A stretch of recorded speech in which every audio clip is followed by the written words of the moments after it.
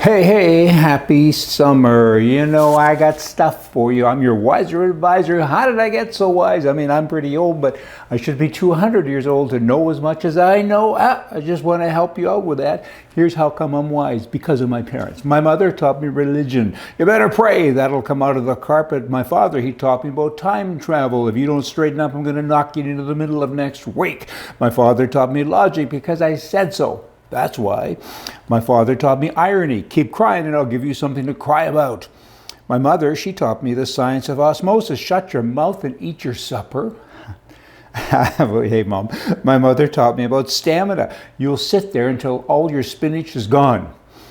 My mother taught me about the weather. This room of yours looks like a tornado went through it. My mother taught me about being a hypocrite. If I told you once, I've told you a million times. Do not exaggerate. My mother taught me about behavior modification. You act just like your father. My mother taught me about anticipation. Just wait until we get home. My mother taught me about receiving. You are going to get it from your father when he gets home. My father taught me humor. When that lawnmower cuts off your toes, don't come running to me.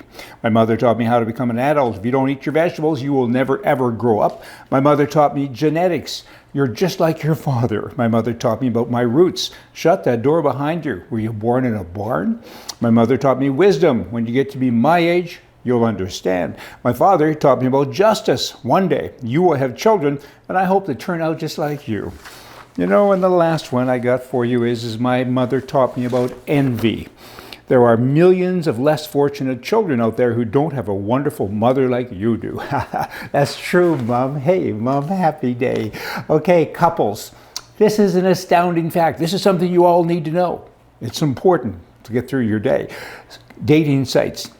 Up to 80% of those who use dating sites lie. They lie on their profiles, I guess, more proper said. Women tend to lie about their age and their weight, and men, they lie about their height and their jobs. And when they meet people, they go, ugh. And upwards to, 40% of all couples today have met on dating sites. There's a company called Match.com, and the boss of that, his name is Gary Creeman. He was dumped by his own girlfriend after she met somebody else by using his website. Hey, nothing turns out that. Now we get to the depressing stuff. Are you still with me? Ottawa, Canada, the prime mistake of Canada. One scandal after another. He's Teflon, and a Teflon pan, of course, nothing sticks to it. You get over it, you burn stuff that would normally burn in another pan, and then you wake up and you carry on, you do it again.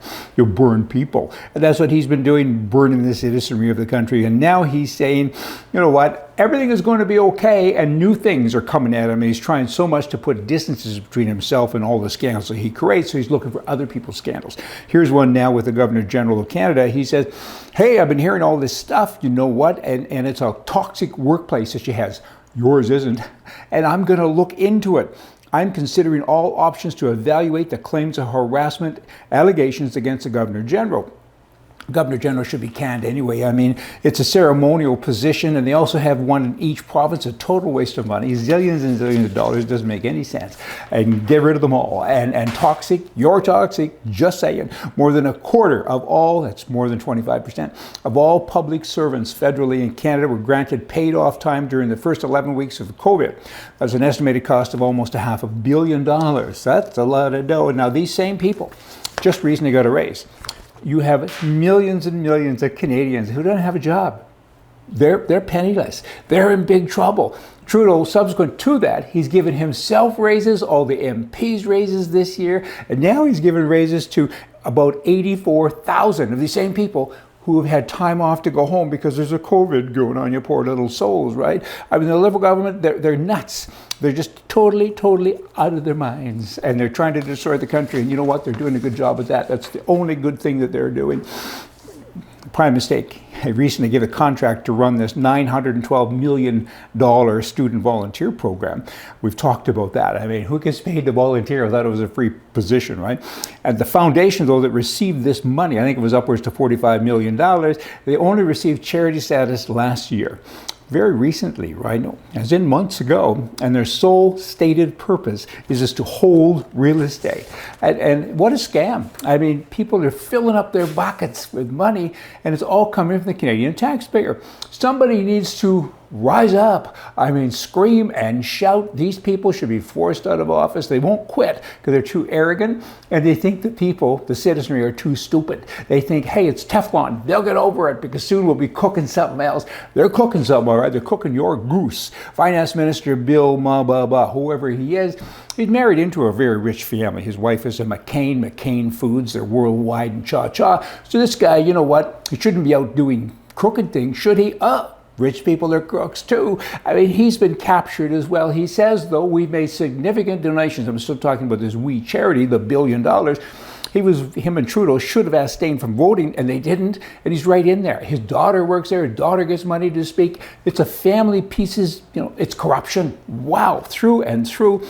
And I don't know. I could just go on and on. I mean, he returned $40,000 recently because he said, oh, you found that my family and I went on a trip and the charity paid for it. Oh, I didn't know that. Here, I'll give it back. How don't you know that? You go to another country, you're only gone a few days and you're living the life, right? And somebody else is picking up the tab and you then say, I didn't know that? Oh boy, you're insulting the integrity and intelligence of every Canadian citizen in the country. In California, recently he had a security guard. He was charged with murder because he shot a 50-year-old man at a supermarket because the man was not wearing a mask, and that made him mad. And that was at the Gardena Market in South California. A bit extreme, but a lot of that similar stuff is going on. It's kind of weird. Vancouver, Canada is not what I'm going to talk about. But having a bad time here. I'm looking. It's not kind of getting into and doing the channel down, right?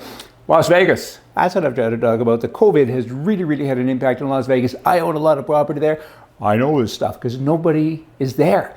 I mean, air travel is virtually non-existent, and the picture for the economy of Las Vegas is bleak, to say the least, right? There's been a 97% drop in the second quarter for most hotels, if not all. And this particular one is the Sands Group, and they own the Venetian and the Palazzo hotels. And I've stayed there. I go there often. Every year the SHOT Show's actually held there. 100,000 of my closest friends come. And they have lost close to $900 million in the last quarter, the owners of these hotels, whereas at the same time last year, they made that same amount. So you have a spread of about $2 billion, with a $2 billion. And that's just the remedy. What is the remedy? It's pretty simple. You need more customers, okay?